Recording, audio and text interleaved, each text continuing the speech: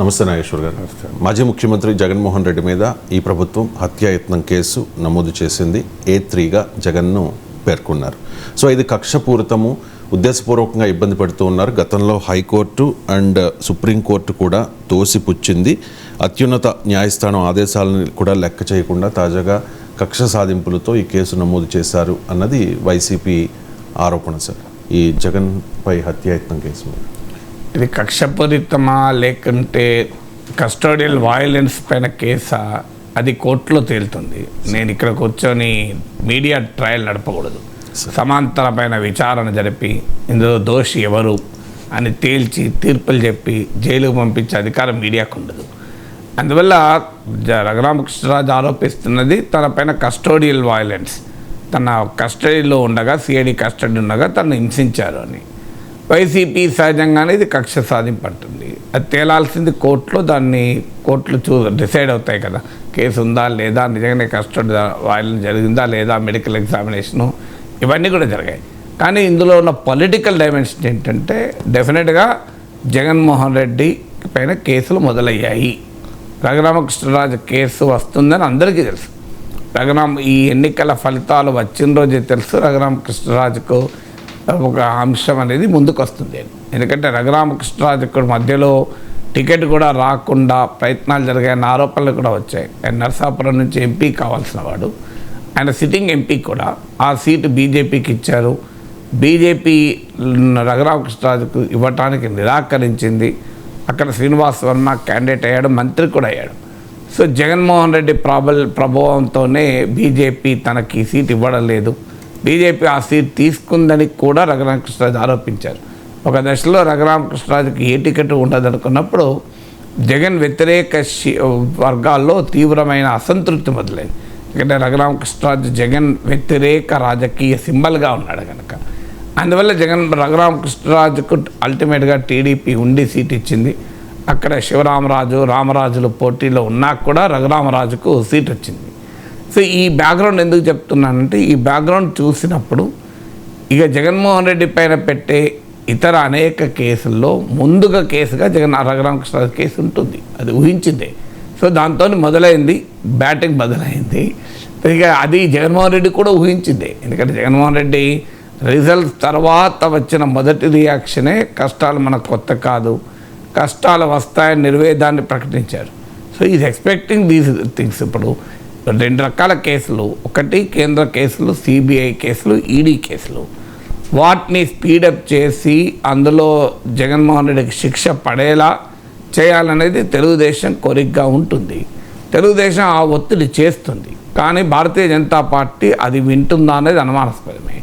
ఇవాళ మనకు ఢిల్లీ ముఖ్యమంత్రి అరవింద్ కేజ్రీవాల్ వ్యవహారం చూస్తున్నాం. సుప్రీంకోర్టు పిఎంఎల్ఏ కేసులో బెయిల్ ఇచ్చింది. సాధారణంగా పిఎంఎల్ఏ కేసులో బెయిల్ రావడం అంత సులభం కాదు. కానీ ఆ పిఎంఎల్ఏ కేసులోనే బెయిల్ ఇచ్చింది. కానీ వెంటనే ఈ బెయిల్ కోర్టు ఇస్తుందని ముందుగానే ఊహించిన ప్రభుత్వం సిబిఐ ద్వారా మరో కేసు పెట్టేశారు. మాకే సంబంధం లేని ప్రభుత్వం అంటుంది, కానీ అందరికీ తెలుసు సిబిఐ కేసులు. ఇప్పుడు ఆయన మళ్ళీ జైల్లోనే ఉన్నాడు. సుప్రీంకోర్టు బెయిల్ ఇచ్చింది కానీ రిలీజ్ కాలేదు. సో అందువల్ల అరవింద్ కేజ్రీవాల్ ఒకవైపు, జగన్మోహన్ రెడ్డి మరోవైపు చూస్తే ఈ 10 ఏళ్లలో ఎలా జగన్మోహన్ రెడ్డి ఇంత కంఫర్ట్ జోన్లో ఉండగలిగాడు. సో అందువల్ల కేంద్రం కేసుల విషయంలో జగన్మోహన్ రెడ్డి కంఫర్ట్ జోన్లోనే ఉండడా ఇక చూడాలి మనం. తెలుగుదేశం పార్టీ 2014-18 మధ్య కాలంలో కూడా బహుశా జగన్మోహన్ రెడ్డి పైన కేసుల సంగతి తేల్చని ఒత్తిడి కూడా తేవచ్చు. ఎందుకంటే లీగల్గా కూడా సుప్రీంకోర్టు చీఫ్ జస్టిస్గా ఉన్న జస్టిస్ ఎన్వి రమణ చెప్పాడు కూడా ఈ కేసును 1 ఇయర్లో తేల్చండి అని కూడా. ఇటీవల కూడా ఆంధ్రప్రదేశ్ హైకోర్టు కూడా జగన్మోహన్ రెడ్డి కేసులని నానుస్తున్నారు ఇంతగాని తీవ్రమైన అభ్యంతరం కూడా వ్యక్తం చేసింది. అందువల్ల సిబిఐ ఈడీ కేసుల్లో ఏం జరుగుతుంది అనేది అది మోడీ ప్రభుత్వ చేతిలో ఉంటుంది. దాన్ని గమనించిన జగన్మోహన్ రెడ్డి తన ప్రధాన ప్రత్యర్థి తెలుగుదేశం విజయానికి కారణమైన బీజేపీకి కూడా కేంద్రంలో మద్దతు ప్రకటించాడు. ఆయనకున్న 4 ఎంపీలు తన 11 మంది రాజ్యసభ సభ్యులతో కలిసి మద్దతు ప్రకటించారు. అందువల్ల ఇక మిగిలింది ఏంటి తెలుగుదేశం పార్టీకి? జగన్మోహన్ రెడ్డి కేంద్ర కేసులు, కేంద్ర సంస్థలు చంద్రబాబు నాయుడు చెప్పితే మోడీ వింటాడా? ముందు అమరావతి పైన వినాలి, ముందు స్టీల్ ప్లాంట్ పైన వినాలి, చాలా వాటి మీద పోలవరం పైన వినాలి. అవన్నీ వినకుండా ఇవన్నీ పక్క పెట్టి జగన్మోహన్ రెడ్డి పైన వింటాడా? సో అందువల్ల ఆ అనుమానం టీడీపీకి కూడా ఉంది. ఎందుకంటే బీజేపీ జగన్మోహన్ రెడ్డిని దూరం ఏం చేసుకోదు అని. ఎందుకంటే ఇవాళ 4 సీట్లు రావచ్చు, కానీ ఆంధ్రప్రదేశ్ రాజకీయాల్లో ప్రధాన ప్రత్యర్థిగా 40% ఓటింగ్తో ఉన్న పార్టీని అంత త్వరగా బీజేపీ డిజోన్ చేసుకోదు, పరోక్షంగానైనా. సో అందువల్ల ఆటోమేటిక్గా రాష్ట్ర ప్రభుత్వ సంస్థలు, రాష్ట్ర ప్రభుత్వ పరిధిలో ఉండేటువంటి ఏజెన్సీస్ జగన్మోహన్ రెడ్డి వెనకాల పడడం ఖాయం, అందులో అనుమానం లేదు. అది రఘురామకృష్ణరాజు కేసుతో మొదలైంది. ఇంకా అనేక రకాల అవినీతి కేసులు, ఇతర కేసులన్నీ కూడా తిరగతోడతారు. ఎందుకంటే గతంలో ఛార్జ్షీట్ వేశారు, red book, Lokesh red book ఉంది. సో అందువల్ల ఒక రకంగా రెడ్ బుక్ ప్రారంభమైంది అని చెప్పుకోవచ్చు మనం. So this the only beginning. ఇంకా నెక్స్ట్ 5 years మీరు చూస్తుండండి ఇలాంటి కేసులు ఉంటాయి. కానీ అల్టిమేట్గా ఏం జరుగుతుంది, భారతదేశంలో రాజకీయ నాయకులకు ఏం జరుగుతుంది అనేది process is the punishment. Chandrababu నాయుడుకి ఏం జరిగింది? స్కిల్ డెవలప్మెంట్ కేసులో జగన్మోహన్ రెడ్డి కసి తీర్చుకున్నాడు, రాజమండ్రి సెంట్రల్ జైల్లో ఉంచాడు, కూలర్లు కూడా ఇవ్వలేదు, ఎంత ఇబ్బంది పెట్టాలో అంత పెట్టి ఆయన ఆనందం పొందాడు. అల్టిమేట్గా ఆయన మిగిలింది విషాదమే కదా, ఎన్నికల్లో ఓడిపోయాడు. సో జగన్మోహన్ రెడ్డిని కాంగ్రెస్ పార్టీ జైల్లో పెట్టింది 16 నెలలు. ఆయన చాపేసుకుని కింద పన్నాడు, ఆ ఫ్యాన్ కింద పన్నాడు, ఇదంతా జరిగింది. జగన్మోహన్ రెడ్డిని ఇబ్బంది పెట్టి 16 నెలలు తమపై తిరుగుబాటు చేస్తాడా అని చెప్పి కాంగ్రెస్ పార్టీ కసి తీర్చుకుంది.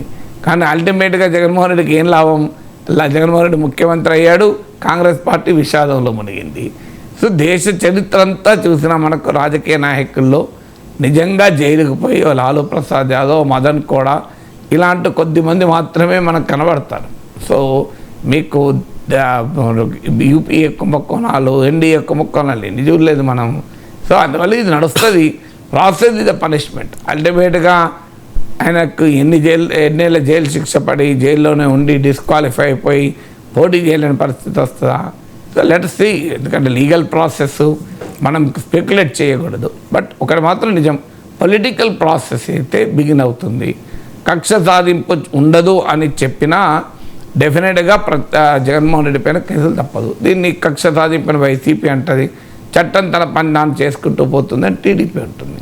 అందువల్ల ఈ ప్రక్రియ అనేది మొదలయ్యేది గ్యారంటీ, రెడ్ బుక్ అమలు అవడం మొదలైంది అనే దాంట్లో అనుమానం లేదు.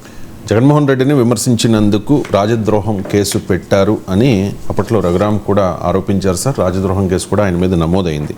రాత్రంతా నిర్బంధించి చిత్రహింసలు చేశారు, లాఠీలతో కొట్టారు, రబ్బరు బెల్టులతో కొట్టారు, అనరాని మాటలు అన్నారు అని చెప్పి రఘురామకృష్ణరాజు అప్పట్లో ఆరోపణలు చేశారు. కానీ ఆయన ఆరోపణల్లో వాస్తవం లేదని అప్పట్లో వచ్చిన ఒక వైద్య నివేదిక స్పష్టం చేసింది. దాన్ని బేస్ చేసుకుని ఆ పిటిషన్ని హైకోర్టు అండ్ సుప్రీంకోర్టు కూడా తిరస్కరించిన నేపథ్యంలో వైసీపీ నాయకులు ఒకటే చెప్తూ ఉన్నారు సార్. ఈ కేసులో A1గా ఉన్న పివి సునీల్ కుమార్ కూడా ఒక ట్వీట్ చేశారు. సుప్రీంకోర్టులో 3 ఏళ్లు నడిచి సాక్షాత్తు సుప్రీంకోర్టు తిరస్కరించిన కేసులో కొత్తగా FIR వేయడాన్ని ఏమనాలో మీ విజ్ఞతకే వదిలేస్తూ ఉన్నాను అంటూ. మరి విఘ్నత వదిలేశారనుకున్నా వాళ్ళు మళ్ళీ కేసు పెట్టారు కదా. అదే సార్, ఏముంది అంటే టెక్నికల్గా లీగల్గా చూస్తే లీగల్గా కోర్టు చెప్పాలి కదా. సునీల్ కుమార్ చెప్పలేడు కదా. ఇప్పుడు ఎవరైతే అక్యూజ్లో ఆయన చెప్పాడు కదా, కోర్టులు చెప్తాయి. అది నిజం, ఎన్ని కేసులు తిరగతోడలేదు, అది ఇష్యూ కాదు. సో అల్టిమేట్గా ఫ్రెష్ ఎవిడెన్స్ ఏమైనా ఉంటే ఖచ్చితంగా కేసులు ఓపెన్ చేయొచ్చు. కేసులు ఓపెన్ చేయకూడదని ఎక్కడ చట్టంలో లేదు కదా. సో అందువల్ల కేసు క్లోజ్ అయింది అనేది ఉండదు. ఫ్రెష్ ఎవిడెన్స్ చూడాలి వాళ్ళు. ఇప్పుడు ఈ కేసు మాత్రం ఇప్పుడే పెట్టారు కదా, మనకు ఛార్జ్షీట్ వచ్చి అందులో ఏముందో తెలియంది మనం కామెంట్ చేయలేము. సో అంతకుముందు సుప్రీంకోర్టు ఏమన్నది, ఇప్పుడు వీళ్ళు ఛార్జ్షీట్లో ఏం పెట్టారు, ఇప్పటివరకు దాఖలైంది FIR మాత్రమే కదా.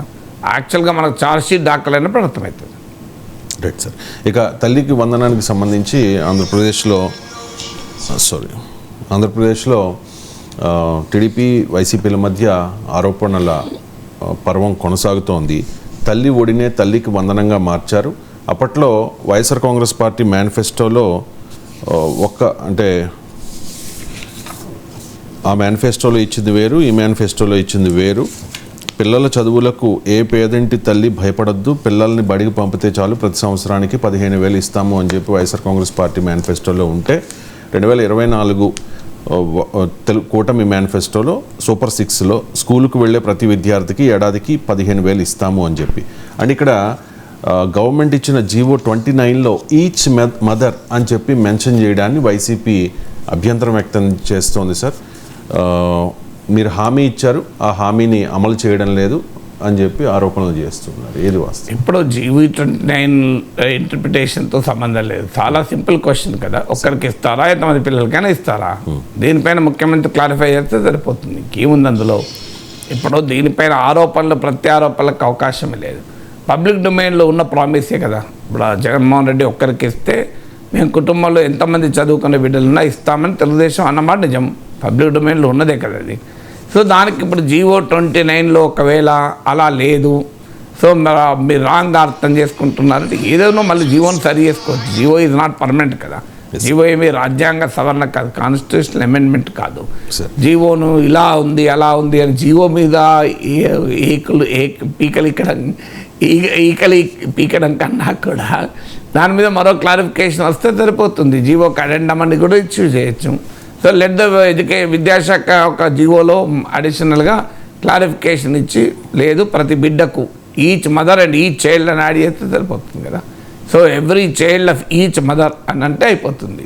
సో ఆ క్లారిటీ, జీవో పైన విమర్శలు, జీవో పైన వివాదాల కన్నా కూడా విధానం పైన ఏంటి? సో సూటి ప్రశ్న ఏంటి? మీరు ఇద్దరికి ఇస్తారా, ఒక్కరికి ఇస్తారా? గతంలో జగన్మోహన్ రెడ్డి ఒక్కరికి ఇచ్చారు అమ్మఒడి. సూపర్ 6 అనేది revise and enlarge edition of welfare schemes కదా. ఇప్పుడు జగన్మోహన్ రెడ్డి 3,000 ఇస్తా అంటే టీడీపీ 4,000 ఇచ్చారు కదా. సో అందువల్ల జగన్మోహన్ రెడ్డి ఇచ్చే స్కీములకు అదనంగా కొత్త స్కీములు, ఇప్పుడు మహిళలకు ఉచిత రవాణాతో పాటు కొన్ని స్కీముల్లో ఎన్హాన్స్డ్ ఎంటైటిల్మెంట్ అంటారు. అంటే మీకు ఉదాహరణకు రైతు భరోసా విషయంలో కూడా మీకు పెంచి ఇస్తామని ప్రామిస్ చేశారు కదా. అందులో భాగంగానే ఇంట్లో ఎంతమంది పిల్లలు ఉంటే అంతమంది చదువుకి ఇస్తామన్నది హామీ అది. సో పబ్లిక్లో ఉన్న పర్సెప్షన్ కూడా అదే. మీరు మేనిఫెస్టోలో ఏమున్నది అన్నది తర్వాత సంగతి. నా అంచనా బైట్స్ కూడా దొరుకుతాయి మీరు అప్పుడు చేసిన ప్రామిస్ కూడా. నేను ఒకటి వినిపిస్తాను సార్. మంత్రి నిమ్మల రామానాయుడు మీరు పథకం చూస్తున్నారా, పాంప్లెట్ చూసారా, ఎక్స్ప్లెయిన్ చేశారా? మీకు ఎంత వస్తుంది? నెలకి 1,500, సంవత్సరానికి 18,000. ఈ అబ్బాయికి 15,000, ఆ పాపకి, ఈ పాపకి 15,000, ఈ పాపకి, ఆ బాబుకి 15,000, ఈ బాబుకి. పిల్లలకి అంటే అట్లా చదువుకునే వాళ్ళందరికీ కదా. చిట్టికి కూడా 15,000 వస్తుంది ఇంకో సంవత్సరం. మీకు 18,000 వస్తుంది, మీకు 18,000 వస్తుంది. ఏమ్మా హ్యాపీ కదా? ఏమ్మా పింఛన్ ఏమన్నా మన పెద్దోళ్ళు ఉంటే 4,000 పింఛన్ వస్తుంది. Right sir. ఇప్పుడు నిమ్మల రామానాయుడు గతంలో ఎన్నికల ప్రచారంలో భాగంగా చేసిన ఈ ఇచ్చిన హామీల్ని వైసీపీ నాయకులు ప్రధానంగా ప్రస్తావిస్తూ ఉన్నారు సార్. వైసీపీ సోషల్ మీడియా కూడా ఇదే వీడియో ఏదన్నా ఇప్పుడు ఒక్కరికి ఇస్తారా, ఇద్దరికి ఇస్తారా అనేది తేలాలి, అంతే కదా. ఇప్పుడు ఎవరు ఏమన్నారు, ఏం చేశారు, జీవోలో ఏముంది, వీటన్నిటి అల్టిమేట్గా ఇంప్లిమెంటేషన్లో మీరు ఒక్కరికి ఇస్తారా, ఇద్దరికి ఇస్తారా తేల్చాలి. ఇద్దరిని కాదు, ఒక్కరికి ఇస్తారా, ఎంతమంది పిల్లలంటే అంతమందికి ఇస్తారా. సో ఇది జగన్మోహన్ రెడ్డి అమలు చేసిన పద్ధతిలోనే మేము అమలు చేస్తాం, తేడా ఏమీ లేదు అని కనుక టీడీపీ నాయకత్వం చెప్తే ఒకరి పద్ధతి కాదు. జగన్మోహన్ రెడ్డి ఒక్కరికి ఇచ్చారు, మేము బిడ్డలు ఎంతమంది ఉంటో అంతమందికి ఇస్తాం, మా జగన్మోహన్ రెడ్డి కన్నా బెటర్ పాలసీ అని టీడీపీ చెప్తే సంతోషిస్తాం. ఇందులో కన్ఫ్యూజన్ ఏముంది? చాలా సింపుల్ క్లారిఫికేషన్ రావాలి ముఖ్యమంత్రి నుంచో విద్యాశాఖ మంత్రి నుంచో. ఒక సింపుల్ క్లారిఫికేషన్. లోకేష్ అయినా లేదు ఇది రాంగ్, జీవోలో ఏమన్నా ఉంటే మేము అవసరం వస్తే సరి చేస్తాం. అందువల్ల జీవోలో ఏమున్నది అన్న దాని మీద పంచాయతీ అవసరం లేదు. జీవోలో ఒకవేళ కనుక తప్పు ఉంటే దాన్ని సరి చేసుకోవచ్చు, జీవోని మార్చుకోవచ్చు కదా. జీవో పాలసీని డిసైడ్ చేయదు, పాలసీ జీవోని డిసైడ్ చేస్తుంది. ఒకవేళ జీవో డ్రాఫ్టింగ్లో ఏదైనా రాంగ్ మీనింగ్ వచ్చింది అనుకుందాం, it can always be revise. అందువల్ల పంచాయతీ జీవోతో కాదు. సో జీవోలో ఇలా ఉంది కదా అంటే పంచాయతీ పాలసీతో, పాలసీలో ఏముంది అనేది పాయింట్. పాలసీకి తగ్గట్టుగా జీవో లేదు అంటే తెలుగుదేశం ఇప్పుడు కూటమి ప్రభుత్వ విధానం కుటుంబంలో ప్రతి బిడ్డకు ఇవ్వడమే విధానం అనుకుందాం. ఇక జీవోలో ఏముంటే ఏముంది, ఒకవేళ జీవో సరిగా లేకపోతే జీవో కరెక్ట్ చేసుకుంటాను, జీవో సరిగానే ఉంది అనుకుంటే అలాగే ఇంప్లిమెంట్ చేస్తారు. అందువల్ల పాలసీ ఏంటి అనేది ఇంత వివాదం జరుగుతుంది, విమర్శలు వస్తున్నాయి కనుక విద్యామంత్రి లోకేష్ దానిపైన ఒక ప్రకటన లేదు, ఇది రాంగ్ ఆర్గ్యుమెంట్ చేస్తున్నారు, రాంగ్ ఇంప్రెషన్ కలుగుతోంది, ప్రతి బిడ్డకు మేము ఇస్తాము, మేము గతంలో హామీ ఇచ్చినట్టు. లేదు తెలుగుదేశం పార్టీ వివరణ కూడా ఇవ్వచ్చు, లేదు మేము ఇవ్వలేము, జగన్మోహన్ రెడ్డి ఇచ్చినంత ఇస్తాం, ఎక్కువ ఇవ్వమని చెప్పమనండి. ఏదో ఒకటి చెప్పేస్తే తేలిపోతుంది కదా వ్యవహారం.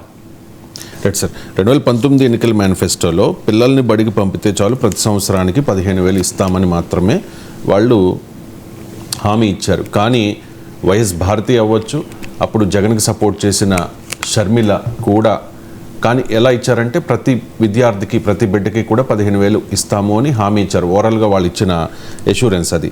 ఇదే విషయాన్ని ఇప్పుడు షర్మిల నిన్న క్వశ్చన్ చేశారు సార్. చంద్రబాబు నాయుడు గారి సంగతి సరే, మరి మీరేం చేశారు జగన్ అంటూ ఆరోపణలు చేశారు. దీనిపై వైసీపీ నాయకులు కూడా రియాక్ట్ అవుతూ ఉన్నారని. అసత్యాలు చెబుతున్న షర్మిల ఇవిగో వాస్తవాలు అంటూ కొన్ని వాస్తవాలని, అంటే ఆ 2 మేనిఫెస్టోల్ని కూడా పేరుని నాని చూపించి షర్మిలను ఎద్దేవా చేశారు. అండ్ ఇంకో కామెంట్ కూడా చేశారు షర్మిలకు సంబంధించి, భారతీయ జనతా పార్టీ కోసం చంద్రబాబు నాయుడు కోసం మాత్రమే షర్మిల రాజకీయాలు చేస్తూ ఉన్నారు అని చెప్పి.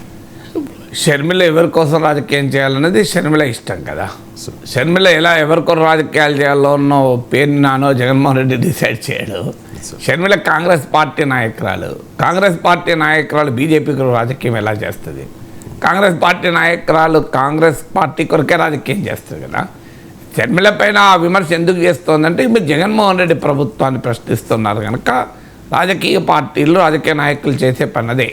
జగన్మోహన్ రెడ్డి ప్రశ్నిస్తే ఆటోమేటిక్గా నువ్వు టీడీపీ కొరకు పనిచేసినట్లే. మన ఇక్కడ చూడలేదు తెలంగాణలో కేసీఆర్ని ప్రశ్నిస్తే బీఆర్ఎస్ వాళ్ళు ఏమన్నారు వెంటనే, మీరు బీజేపీ కొరకే పనిచేస్తున్నారు అని. లేదు మోడీని ప్రశ్నిస్తే బీజేపీలో ఏమన్నారు, మీరు కేసీఆర్ కొరకే చేస్తున్నారు అన్నారు.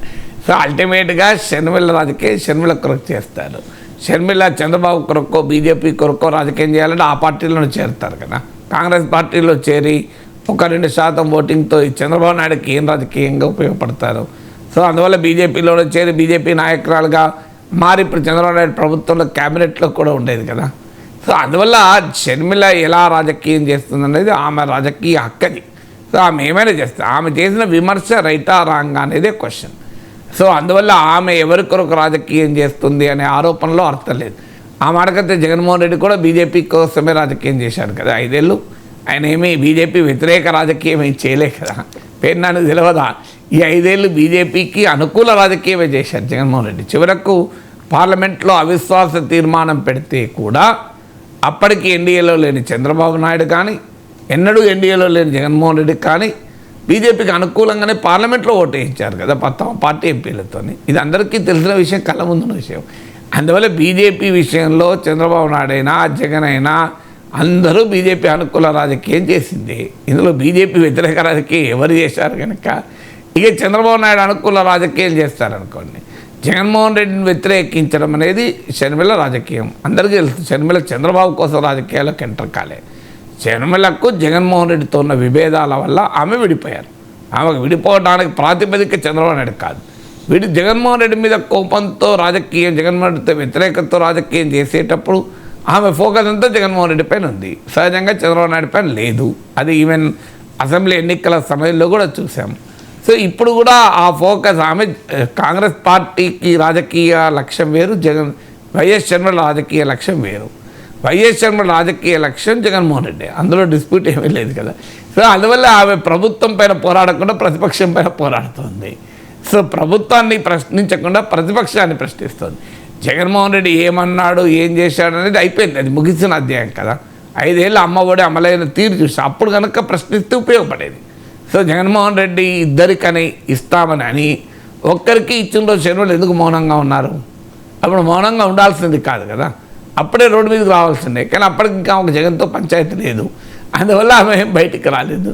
సో ముగిసిన అధ్యాయం. జగన్మోహన్ రెడ్డి ఇప్పుడు అధికారంలో లేడు. 5 ఏళ్ళు ఒక కుటుంబంలో ఒక్కరికే అమలైంది. అమలైనప్పుడు ఏనాడు ప్రశ్నించని విమర్శించని పోరాడని షర్మిల ఇప్పుడు ఆ చరిత్ర తీయడం వల్ల ఉపయోగమే ఉన్నది. ఇప్పటి ప్రభుత్వాన్ని అడగాలి, అయ్యా మీరు ఒక్కరికే ఇస్తారా, కుటుంబంలో అందరు బిడ్డలకు ఇస్తారా అని.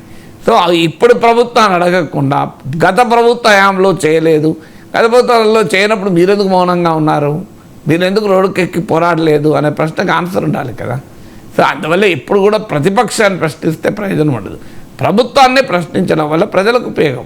సో ఇవాళ జగన్మోహన్ రెడ్డి ప్రశ్నించిన జగన్మోహన్ రెడ్డి ఇద్దరు కుటుంబాలు అందరికి ఇవ్వగలడా? అయిపోయింది కదా. సో కొన్ని జగన్మోహన్ రెడ్డి ఏం చేశాడో ఏం చేయలేదో ప్రజలు ఆల్రెడీ తీర్పు చెప్పారు కదా. సో ఇప్పుడు జగన్మోహన్ రెడ్డిని నువ్వు ఇద్దరికి ఇవ్వలేదు అని అన్నా కూడా నేనేం ఇవ్వలేడు. కానీ ఇప్పుడు చంద్రబాబు నాయుడు ప్రశ్నిస్తే ఇద్దరికి వచ్చే అవకాశం ఉంది కదా. ఇప్పుడు చంద్రబాబు నాయుడు ప్రభుత్వాన్ని ప్రశ్నించడం ద్వారా పేద ఇంట్లో ప్రతి బిడ్డకు ప్రభుత్వ సాయం దక్కే అవకాశం ఉంది. జగన్మోహన్ రెడ్డిని విమర్శించడం వల్ల కొత్తగా పేదలకు దక్కేదేమీ లేదు. అందువల్ల ఈ ప్రభుత్వాన్ని క్లారిఫికేషన్ అడగాల్సింది ఏంటంటే, అయ్యా ఈ జీవో కన్ఫ్యూజన్ క్రియేట్ చేసింది, అందువల్ల దీనిపైన వివరణ ఇవ్వండి. మీరు కుటుంబంలో ప్రతి బిడ్డకి ఇస్తారని మీరు ఎన్నికల సమయంలో కలిగిన అభిప్రాయము, లేదు మీరు ప్రతి బిడ్డకి ఇస్తారా ఇవ్వరా తేల్చేయండి అనేది క్లియర్గా ప్రజలు, ఆ తర్వాత ప్రజల నిర్ణయం ప్రజలకు. అందువల్ల ఆ స్పష్టత రావాలని షర్మిల కూడా అడగాలి. అది షర్మిల అడగకుండా అంటే చంద్రబాబు నాయుడు ప్రభుత్వ విధానం ఏంటి అని అడుగుతున్న సమయంలో జగన్మోహన్ రెడ్డి 5 ఏళ్ల కిందటి ప్రస్తావన తీస్తే డెఫినెట్గా ఇలాంటి విమర్శలకు అవకాశం ఉంటుంది కదా. Right sir. ఇక వైఎస్ జయంతికి నివాళులర్పించే దానిలో కాంగ్రెస్ అండ్ వైఎస్ఆర్ కాంగ్రెస్ పార్టీ ఈ 2 పార్టీల నాయకులు కూడా పోటీ పడ్డారు. వైఎస్ మావాడే అంటే మావాడే అని చెప్పుకుని ఓన్ చేసుకునే ప్రయత్నం చేశారు. ఇప్పుడు శర్మల ఒక ఆరోపణ చేస్తూ ఉన్నారు సార్, వైఎస్ఆర్ కాంగ్రెస్ పార్టీకి వైఎస్కు ఏ సంబంధము లేదు అని చెప్పి. రాజశేఖర రెడ్డి ఆశయాలను జగన్ విస్మరించారు కాబట్టి వైఎస్ వారసురాలని నేనే అని క్లెయిమ్ చేసుకునే ప్రయత్నం చేస్తూ ఉన్నారు. అంటే కుటుంబ వారసులైతే ఇద్దరు, జగన్ బిడ్డ కొడుకు. ఇప్పుడు రాజకీయ వారసులు అనేది షర్మిల తేల్చేది కాదు కదా, ప్రజలు తేల్చాలి కదా. ప్రజలు ఎవరికి ఇచ్చారు వారసత్వం? 40% ఓటింగ్ వచ్చిన జగన్మోహన్ రెడ్డికి ఇచ్చినట్లా, 1% ఓటింగ్ వచ్చిన 2% ఓటింగ్ అయితే షర్మిలకి ఇచ్చినట్లా. సో ప్రజలు ప్రజా కోర్టులో ఎవరు వారసత్వం తేలుస్తారు.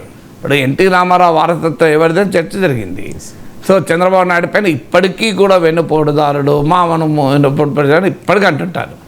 నరేంద్ర మోడీ కూడా 2019 ఎన్నికలప్పుడు అన్నాడు, ఇప్పుడు అన్నాడు. కానీ సో మరి కానీ ఏం జరిగింది? చరిత్ర ఏం తేల్చింది? ప్రజలు ఏం తేల్చారు? ప్రజలు ఎన్టీ రామారావు రాజకీయానికి చంద్రబాబు నాయుడే వారసులను తేల్చారు. మీరు హరికృష్ణుని వారసులను తేల్చలేదు, లక్ష్మీపార్వతి వారసులను తేల్చలేదు, దగ్గుపాటి పురంధరేశ్వరి వారసురాలను తేల్చలేదు, దగ్గుపాటి వెంకటేశ్వర వారసులను తేల్చలేదు కదా. ఇప్పుడు ఎన్టీ రామారావు, ఎన్టీఆర్ తెలుగుదేశం పార్టీ, అన్న తెలుగుదేశం పార్టీ అని కూడా పెట్టుకున్నారు కదా. అన్నిటినీ ప్రజలు తిరస్కరించారు కదా. ప్రజలు చంద్రబాబు నాయుడు నాయకత్వంలో తెలుగుదేశమే ఎన్టీఆర్ రాజకీయ వారసత్వం కలిగిన పార్టీ అని ఎన్టీఆర్ రాజకీయ వారసులుగా చంద్రబాబు నాయుడిని తేల్చారు. అల్టిమేట్గా ప్రజాక్షేత్రంలో ప్రజలే తెలుస్తారు. రామారావు కూడా విమర్శించారు చంద్రబాబు నాయుడు. ఎన్టీ రామారావు తీవ్రంగా విమర్శించినా కూడా ఎన్టీఆర్ రాజకీయ వారసత్వం చంద్రబాబు నాయుడికే దక్కింది. అంటే తన రాజకీయ వారసత్వం చంద్రబాబు నాయుడు కాడు అని రామారావు చెప్పినా ప్రజలు లేదు చంద్రబాబు నాయుడే మీ రాజకీయ వారసత్వం అని చెప్పారు కదా. అంత క్లియర్గా ప్రజలే తీర్పు చెప్పారు కదా. సో అల్టిమేట్గా ప్రజాస్వామ్యంలో రాజకీయ వారసత్వాన్ని నిర్ణయించేది ప్రజలు నిర్ణయించే రాజకీయ వారసత్వం నాయకులు ప్రకటించినా ఏమీ కాదు. అల్టిమేట్గా పీపుల్ హ్యావ్ టు డిసైడ్ కదా. సో ప్రజలు ఎవరిని నిర్ణయిస్తారనేది మనం చూడాలి. ఇప్పుడు ఇందిరాగాంధీ రాజకీయ వారసత్వం ఎవరికి వచ్చింది? రాహుల్ గాంధీకి వచ్చింది తప్ప వరుణ్ ఫిరోజ్ గాంధీకి రాలేదు కదా. ఇద్దరు కూడా మన వల్లే, ఇద్దరు కొడుకులే. కానీ రాజకీయాల్లో ప్రజలే ఫైనల్గా నిర్ణయిస్తారు. నాయకులు ప్రతిపాదించవచ్చు కానీ నిర్ణయించేది మాత్రం ప్రజలే. ఇప్పుడు మీకు కరుణానిధి రాజకీయ వారసత్వం స్టాలిన్ అని తమిళ ప్రజలు నిర్ణయించారు, అలగిరిదంతే నిర్ణయించలే కదా. ఇప్పుడు దేవగౌడ రాజకీయ వారసత్వం కుమారస్వామి అని తేల్చారు, రేవన్న బీవన్న తేలలే కదా. అందువల్ల అల్టిమేట్గా రాజకీయ వారసత్వం తేల్చేది ప్రజలే. ఇప్పటి వరకు ప్రజలు స్పష్టంగా తీర్పు చెప్పింది జగన్మోహన్ రెడ్డిని. 2000 జగన్మోహన్ రెడ్డి రాజశేఖర రెడ్డి మరణించి ఇన్నేళ్ళైన తర్వాత కూడా ఇప్పుడు అడుగుతున్న రాజకీయ వారసత్వం గురించి. ఇప్పటిదాకా అంతకుముందు రాజన్న బిడ్డను జగనన్న బాణము అని చెప్పారు కదా చర్మిల. అది అయిపోయి తర్వాత మళ్ళీ వైఎస్ఆర్ తెలంగాణ పార్టీ పెట్టుకొని అన్నీ అయిపోయి 10 ఏళ్ల తర్వాత నేనే వారసురాలిని, జగన్ వారసులు కాదు అంటే ప్రజలు అంగీకరించాలి కదా. అల్టిమేట్గా ప్రజలు అంగీకరిస్తూ అవుతారు. సో అందువల్ల రాజశేఖర రెడ్డి ఆశయాల్ని ఎవరు ముందుకు తీసుకెళ్తున్నారనే దాంట్లో ఎవరి భావన వాళ్ళకు ఉండొచ్చు. వైసీపీకి ఉండొచ్చు, షర్మిలకు ఉండొచ్చు. ఆ మాటకంతే లక్ష్మీపార్వతి అసలు రాజశేఖర రెడ్డి ఎన్టీఆర్కి నిజమైన వారసుడు, రాజశేఖర రెడ్డి పాలన రామారావు పాలనకు వారసత్వం అని చెప్పారు. జనం ఒప్పుకున్నారా? జనం అంగీకరించారా? సో అందువల్ల తేల్చాల్సింది ప్రజలు. తమకు తాము సెల్ఫ్ సర్టిఫికేషన్ రాజకీయాల్లో పనిచేయదు. రాజకీయాల్లో ప్రజల సర్టిఫికేషనే కదా పనిచేసేది. ఇక కాంగ్రెస్ బీజేపీ పోటాపోటీగా దివస్సులు ప్రకటించుకుంటున్న పరిస్థితి. జూన్ 25 రాజ్యాంగ హత్యా దినం అని చెప్పి ఆ రోజు ఎమర్జెన్సీ ప్రకటించిన రోజు కాబట్టి కేంద్ర ప్రభుత్వం ఆ రోజును సంవిధాన్ హత్యా దివస్గా ప్రకటించింది సార్. వెంటనే దీన్ని అబ్జెక్ట్ చేస్తూ కాంగ్రెస్ పార్టీ కూడా 2 దివస్సులు ప్రకటించింది. ఒకటి లోక్సభ ఫలితాలు వెల్లడైన రోజు జూన్ 4 అది మోదీ ముక్త్ దివస్గా, అలాగే పెద్ద నోట్ల రద్దు చేసిన నవంబర్ 8ని అజీవక హత్యా దివస్గా పేర్కొంటూ ఎద్దేవా చేస్తోంది. అఫీషియల్గా కేంద్ర ప్రభుత్వం ఈ రోజును రాజ్యాంగ హత్యా దినంగా ప్రకటించింది, కానీ రాజకీయ ఆరోపణలో భాగంగా కాంగ్రెస్ పార్టీ ప్రకటించిన పరిస్థితి ఎలా చూడాలి? అంటే వాళ్ళు ఎలా ప్రకటించారో అలాగే చూడాలి. అదే సార్, ఇంకా వేరేలాగా ఎలా చూస్తాం మనం? అంటే రాజకీయ ప్రకటించింది దానికి భిన్నంగా చూడలేం కదా మనం. అదే సార్, ఇప్పుడు రాజకీయ పార్టీలు రాజకీయ ఆరోపణలో భాగంగా ఇటువంటివి చేసుకోవచ్చు, కానీ అఫీషియల్గా కేంద్ర ప్రభుత్వం వేరు, పార్టీ వేరు కదండి. పార్టీ రాజకీయ విధానాన్ని అమలు చేసేది ప్రభుత్వం. ప్రభుత్వం అనేది ఏదో ఆకాశం నుంచి ఊడిపడింది కాదు కదా. సో భారతీయ జనతా పార్టీ రాజకీయ విధానాన్ని అమలు చేసేది ప్రభుత్వం. ప్రభుత్వము పార్టీ వేరు టెక్నికల్గా కావచ్చు, కానీ అల్టిమేట్గా పొలిటికల్గా ప్రభుత్వం అంటే పార్టీ విధానాన్ని అమలు చేసేదే కదా. సో అందువల్ల ప్రభుత్వం అమలు చేయడాన్ని వారి మీద ప్రశ్న కాదు, ఇందులో రాజకీయ వ్యూహాలు ఏంటి అనేది ప్రశ్న. అసలు ప్రశ్న ఏంటంటే ప్రభుత్వం ఎలా ఇస్తుంది అంటే ప్రభుత్వమే ఇస్తుంది కదా. పార్టీ విధానాన్ని కదా ప్రభుత్వం అమలు చేసేది. ప్రభుత్వం పార్టీలకు అతీతంగా ప్రభుత్వాలు ఉండవు. నరేంద్ర మోడీ ఎవరు? బీజేపీ నాయకుడు కదా. బీజేపీ నాయకుడు, బీజేపీకి సంబంధం లేని రాజకీయ విధానం ఉంటుందా? సరే, అందువల్ల అది క్వశ్చన్ కాదు. క్వశ్చన్ ఏంటి అంటే ఎందుకని ఈ ఎమర్జెన్సీని మళ్ళీ ముందుకు తీసుకొచ్చారు? దీనికి ముఖ్యమైన కారణం ఏంటి అంటే అఫ్కోర్స్ ఇది 50వ వార్షికోత్సవము ఎమర్జెన్సీ ప్రకటించి టెక్నికల్గా ఆ సిగ్నిఫికెంట్ డేట్కి ఉండొచ్చు. దానికన్నా ముఖ్యం ఏంటంటే కాంగ్రెస్ పార్టీ రివైవ్ అయిన తరుణంలో గాంధీ కుటుంబానికి పొలిటికల్గా రీబర్త్ అయిన సందర్భం ఇది. ఎందుకంటే కాంగ్రెస్ పార్టీ బలం 52 నుంచి 99 పెరిగింది. రాహుల్ గాంధీ పెరిగిన బలంతో మెరుగైన ఫలితాలతో పార్లమెంట్లో ప్రధాన ప్రతిపక్ష నేతగా ముందుకొచ్చారు. అందువల్ల కాంగ్రెస్ పార్టీని, గాంధీ కుటుంబాన్ని ఇబ్బంది పెట్టడానికి ఒక రాజకీయ ఎత్తుగడగా ఎమర్జెన్సీని రాజ్యాంగ అత్యాధివనంగా కేంద్ర ప్రభుత్వం ప్రకటించింది. రెండవది, ఈ ఎన్నికల్లో కాంగ్రెస్ పార్టీ రాజ్యాంగాన్ని ముందు పెట్టి ప్రచారం చేస్తుంది. మొత్తం ఎలక్షన్ అంతా సెంటర్డ్ అరౌండ్ కాన్స్టిట్యూషన్. మీకు పార్లమెంటుకు కూడా రాజ్యాంగాన్ని పట్టుకొని ముందుకొచ్చారు. రాహుల్ గాంధీ తన తొలి ప్రసంగం చేసిన సమయంలో కూడా జై సంవిధాన్ అని పిలిపించి ప్రసంగం చేశారు. పార్లమెంట్లో కూడా గాంధీ విగ్రహం ముందు రాజ్యాంగ పుస్తకాన్ని పట్టుకొని ఇండియా కూటమి నేతలు నిరసన తెలిపారు. మీరు ఎన్నికల సమయంలో కూడా రాజ్యాంగాన్ని చూపెడుతూ రాహుల్ గాంధీ ఉపన్యాసాలు ఇచ్చారు. చాలా క్లియర్గా ఈసారి ఎన్నికల్లో రాజ్యాంగం సెంటర్ స్టేజ్కి వచ్చింది.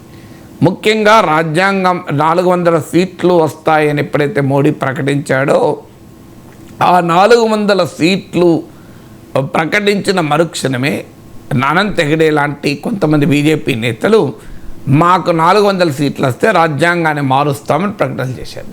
దాన్ని కాంగ్రెస్ పార్టీ, ఇండియా కూటమి సమర్థవంతంగా ఉపయోగించుకొని రాజ్యాంగము 400 సీట్లు కనుక వస్తే మోడీ ప్రభుత్వం రాజ్యాంగం మారుస్తుంది, అందులో రిజర్వేషన్లు రద్దు చేస్తారు అనే ఒక వాదన ఇండియా కూటమి కాంగ్రెస్ పార్టీ తీసుకొచ్చింది. దీనివల్ల బీజేపీ వెనకాలన్న దళిత్ ఓబీసీ ఓటును దెబ్బతీసింది ప్రతిపక్షాలు. సో అందువల్ల రాజ్యాంగాన్ని ఆయుధంగా చేసుకొని తమ పైన దాడి జరుగుతుంది కనుక అదే రాజ్యాంగాన్ని ఆయుధంగా చేసుకుని బీజేపీ ఇండియా కూటమి పైన, కాంగ్రెస్ పైన పోరాడదలుచుకుంది. అందుకే రాజ్యాంగాన్ని ఎమర్జెన్సీ విధించిన వారికి రాజ్యాంగం గురించి మాట్లాడే హక్కు లేదు అని ప్రధానమంత్రి నరేంద్ర మోడీ పార్లమెంట్లో కూడా తన రిప్లైలో చెప్పారు. ఇక మూడవది, ఎమర్జెన్సీ అనేది వచ్చినప్పుడు ఏమవుతుంది అంటే ఇండియా కూటమిలో కూడా ఎమర్జెన్సీ పైన భిన్నాభిప్రాయాలు ఉంటాయి. కాంగ్రెస్ పార్టీ ఏమో ఆథర్ ఆఫ్ ఎమర్జెన్సీ విధించిన పార్టీ కనుక ఆ వారసత్వం నుంచి డిస్కనెక్ట్ చేసుకోలేదు, డీలింక్ చేసుకోలేదు. కానీ ఆ రోజుల్లోనే ఎమర్జెన్సీని వ్యతిరేకించిన అనేక మంది ఇప్పుడు మారిన రాజకీయ పరిస్థితుల్లో ఇండియా కూటమిలో ఉన్నారు. ఇప్పుడు లెఫ్ట్ సిపిఐఎం ఉంది. సిపిఎం ఎమర్జెన్సీని తీవ్రంగా వ్యతిరేకించింది. తర్వాత జనతాదళ్ పరివారం అంటే సమాజ్వాదీ పార్టీ, ఇలాంటి పార్టీలు, ఈ జనతాదళ్ పరివారం కూడా ఎమర్జెన్సీని వ్యతిరేకించారు. అందువల్ల ఎమర్జెన్సీని వ్యతిరేకించిన పార్టీలు ఇండియా కూటమిలో ఉన్నాయి. సో అందువల్ల కాంగ్రెస్ పార్టీకి తన మిత్రపక్షాలకు మధ్య ఒక అగాధాన్ని సృష్టించడానికి కూడా ఎమర్జెన్సీ ఉపయోగపడుతుంది. అంటే మోడీని వ్యతిరేకించడంలో ఇండియా కూటమి యునైటెడ్గా ఉంటుంది, కానీ ఎమర్జెన్సీని సమర్థించడంలో ఇండియా కూటమి యునైటెడ్గా ఉండదు. అది కాంగ్రెస్ పార్టీ మాత్రమే సమర్థించుకోవాలి. ఆ రకంగా కాంగ్రెస్కు ఇండియా కూటమిలోని ఇతర పార్టీలకు మధ్య గ్యాప్ క్రియేట్ చేయడం కూడా బీజేపీ రాజకీయ వ్యూహం. ఇక నాలుగవది, దానికి కౌంటర్గా కాంగ్రెస్ ఇచ్చినటువంటి దివస్లు. ఇప్పుడు ఈ 3 కారణాలు నేను మోడీ ఎందుకు ఇచ్చారు, బీజేపీ ఎందుకు దీన్ని తీసుకొచ్చింది అనేది చెప్పాను. ఇక కాంగ్రెస్ పార్టీ 2 దివస్లు ఎందుకు ప్రకటించింది, అందుకే మీరు గమనించండి, కాంగ్రెస్ పార్టీ ఎన్డీఏ ముక్తి దివస్, బీజేపీ ముక్తి దివస్ అనకుండా మోడీ ముక్తి దివస్ అంటోంది. మీరు కాంగ్రెస్ పార్టీ అనడంలో ఉంది. ఎందుకంటే ఒక రాజకీయ పార్టీ ముక్తి దివస్లు ప్రకటించడం కూడా న్యాయం కాదు. నేను కాంగ్రెస్ ముక్త భారత్ అన్నప్పుడు కూడా ఈ మాట అన్నాను. కాంగ్రెస్ ముక్త భారత్ అని మోడీ నినాదం ఇస్తే కాంగ్రెస్ బలం రెట్టింపైంది. అందువల్ల ఒక రాజకీయ పార్టీని దేశంలో లేకుండా చేస్తామనేది అప్రజాస్వామికమైన వాదన. అందువల్ల బీజేపీ ఎన్డీఏ ముక్త భారత్ అని కూడా అనకుండా మోడీ ముక్త భారత్ అనడం ద్వారా మోడీని ఇతర నాయకుల్ని డీలింక్ చేయడం. అందువల్ల ఎందుకంటే మీకు రాహుల్ గాంధీ తన పార్లమెంట్ ప్రసంగాన్ని కూడా మీరు చూసి ఉంటే అందులో ఒక మాట అన్నాడు, మోడీ అంటే భయం. మా పార్టీలో నా రూమ్లోకి కూడా వచ్చి క్యా రాహుల్జీ ఏ గల్తీ కరే ఆప్, నువ్వు ఈ తప్పు చేశావని చెప్తారు. నేను కూడా ఆ తప్పు కనుక అయితే ఒప్పుకుంటాను, కానీ మోడీ పట్ల అవకాశం ఎవరికైనా ఉందా, మోడీ ప్రభుత్వంలో ఉన్న క్యాబినెట్లో కూడా భయపడతారు అని నితిన్ గడ్కరీ, రాజ్నాథ్ సింగ్లో నితిన్ గడ్కరీ కూడా ప్రస్తావించినట్టున్నారు. వాళ్ళు కూడా అడగలేరు అనే మీనింగ్ వచ్చేలా మాట్లాడాడు. అందువల్ల మోడీకి వితిన్ ది బీజేపీలో కూడా ప్రశ్నలు ఎదురయ్యాయి. అందరికీ తెలుసు నితిన్ గడ్కరీకి మోడీకి మధ్య గ్యాప్. సో అందువల్ల మోడీ ముక్త్ భారత్ అనే నినాదం ఇవ్వడం కూడా వ్యూహాత్మకం. అందులో మోడీ బలం తగ్గి, ఇప్పటిదాకా మోడీని ఎవరూ ఓడించలేరు, మోడీ అజేయుడు, మోడీ చుట్టూ ఒక ఆరా ఆఫ్ ఇన్విన్సిబిలిటీ బిల్డ్ అయింది. అలాంటిది వారణాసిలో మోడీ మెజార్టీ తగ్గింది, అయోధ్యలో బీజేపీ ఓడిపోయింది, యూపీలో ఎస్పీ కన్నా బీజేపీ తక్కువ సీట్లు వచ్చాయి, హర్యానా, రాజస్థాన్, మహారాష్ట్ర, ఇలా భారత్ బీజేపీకి బలమైన కంచుకోటలుగా ఉన్న north and western part of ఇండియాలో బీజేపీని మోడీని దెబ్బతీశారు. ఆఖరి గుజరాత్లో కూడా ఒక సీటు గెలుచుకున్నారు. సో ఈ పరిణామాలన్నీ ఏం తెలియజేస్తాయంటే మోడీ బలవంతుడే కావచ్చు, కానీ మోడీని కూడా ఓడించవచ్చు అనే ధైర్యాన్ని ఇచ్చింది. సో అందువల్ల ఇవాళ మోడీ ముక్త్ భారత్ అనే నినాదం ఇవ్వడం ద్వారా ఇక మోడీ అజేయుడు అన్న నరేటివ్ను మరింతగా పంక్చర్ చేయాలన్నది కాంగ్రెస్ పార్టీ లక్ష్యం. దాంతోపాటు డిమానిటైజేషన్ కూడా ఒక సింబల్. ఎందుకంటే పార్లమెంట్లో రాహుల్ గాంధీ చేసిన ప్రసంగం మీరు చూస్తే అందులో కూడా డిమానిటైజేషన్ ప్రస్తావిస్తారు. దీని ద్వారా micro, small and medium enterprises దెబ్బతిన్నాయని. ఇప్పుడు ఇవాళ రెగ్యులర్గా మీరు బడ్జెట్ సందర్భంగా వస్తున్న ఎకనామిక్ డేటా కూడా చూడండి. ఇన్ఫార్మల్, అసంఘటిత రంగం బాగా దెబ్బతిన్నది. అలాగే మీకు అనార్గనైజ్ సెక్టార్ బాగా దెబ్బతిన్నది. అంటే దేశంలో ఎంప్లాయ్మెంట్ క్రియేట్ చేసే సెక్టార్స్ ఇవి బాగా దెబ్బతిన్నాయి. అందువల్ల వీటికి కారణం ఏంటి అన్నప్పుడు డిమానిటైజేషన్, జిఎస్టీ కారణమని ఏ ఎకనామిక్ డేటా అని చెప్తుంది. అందువల్ల డిమానిటైజేషన్ దేశ ఎకానమీలో ఒక పెద్ద సెక్షన్ దెబ్బతీసింది కనుక దాన్ని గుర్తు చేయడం కూడా ఒక లక్ష్యంగా కాంగ్రెస్ పార్టీ పెట్టుకోవచ్చు. అందువల్ల మోడీ ముక్త్ భారత్ అనే అంశంలో డిమానిటైజేషన్ వ్యతిరేకంలో ఇండియా కూటమి సమైక్యంగా ఉంటుంది. అందువల్ల ఎమర్జెన్సీ ప్రస్తావన తెచ్చి ఇండియా కూటమిలో డివిజన్ తేవాలని మోడీ ప్రయత్నిస్తే, మోడీ ముక్త్ భారత్ నోట్ల రద్దును ముందు పెట్టి ఇండియా కూటమిని యునైటెడ్గా రెస్పాండ్ చేయాలా కాంగ్రెస్ చేసింది. అందువల్ల అక్కడ మోడీ ఎత్తుకు ఒక పై ఎత్తుగా కాంగ్రెస్ ఈ దివస్ ప్రకటించింది. Right sir. ఇక ఇప్పటికే 8 మంది బీఆర్ఎస్ ఎమ్మెల్యేలు కాంగ్రెస్ పార్టీలో జాయిన్ అయిపోయారు. రీసెంట్గా ప్రకాష్ గౌడ్ జాయిన్ అయ్యారు. అంతకుముందు తెల్ల వెంకట్రావు, దానం నాగేందర్, పోచారం, కడియం, సంజయ్, కాళే యాదయ్య. ఇప్పుడు దానం నాగేందర్ ఒక స్టేట్మెంట్ ఇచ్చారు సార్, బీఆర్ఎస్లో మిగిలేది ఆ 4 అని చెప్పి. సో బీఆర్ఎస్ ఎల్పీని కాంగ్రెస్లో కలుపుకునే వరకు ఈ ఫిరాయింపులు ఉంటాయని చెప్పి కాంగ్రెస్ పార్టీ చెప్పేస్తున్న పరిస్థితి. 24 నుంచి అసెంబ్లీ సమావేశాలు జరగబోతూ ఉన్నాయి. ఇప్పటికే 8 మంది జాయిన్ అయ్యారు, మరో 8 మంది రెడీగా ఉన్నారనేది ఒక ప్రచారం జరుగుతోంది. అంటే ఇంకొక 10 మంది, ఈ 8+8 ఇంకొక 10 మంది జాయిన్ అయితే బీఆర్ఎస్ ఎల్పీని కాంగ్రెస్లో విలీనం చేసేసుకోవచ్చు. అంటే బీఆర్ఎస్లో మిగిలేదు ఆ నలుగురే అని చెప్తూ ఉన్నారు. అంటే ఆ స్థాయిలో ఫిరాయింపులు ఉండే అవకాశం ఉందా? ఆ స్థాయిలో బీఆర్ఎస్ని వదిలేసి అది జ్యోతిష్యం నాకు తెలియదు, ఎంతమంది వస్తారో జ్యోతిష్యం నేను చెప్పను. కానీ మీరు ఆ స్థాయిలో వస్తారా రారా అనేది ఏ ప్రాతిపదిక మీద లెక్కలేయాలి? ఇప్పుడున్న వాతావరణం చూస్తే వచ్చేలా మాత్రమే కనబడుతున్నారు. కానీ ఫండమెంటల్ క్వశ్చన్ అది కాదు. క్వశ్చన్ ఏంటంటే కాంగ్రెస్ పార్టీ ఈ స్థాయిలో ఆపరేషన్ బీఆర్ఎస్ ఎందుకు చేపడుతోంది? సాధారణంగా ముందేమో మా ప్రభుత్వాన్ని కూలుస్తారు అనే మాటలు అంటున్నారు. అందువల్ల ప్రభుత్వాన్ని స్థిరత్వం కాపాడుకునేందుకు మేము బీఆర్ఎస్ ఎమ్మెల్యేలు తీసుకుంటున్నామని మొదటి స్టేట్మెంట్. ఇటీవల కూడా ముఖ్యమంత్రి రేవంత్ రెడ్డి ఏమన్నాడు? మాకు ప్రభుత్వానికి స్థిరత్వం వచ్చేదాకా ఈ ఫిరాయింపులు కొనసాగుతాయి అన్నాడు. సో అంటే ఇనీషియల్గా స్టార్ట్ అయింది ఎక్కడ అంటే కాంగ్రెస్ పార్టీలో అందరికీ తెలుసు అనేక గ్రూపులు ఉంటాయి.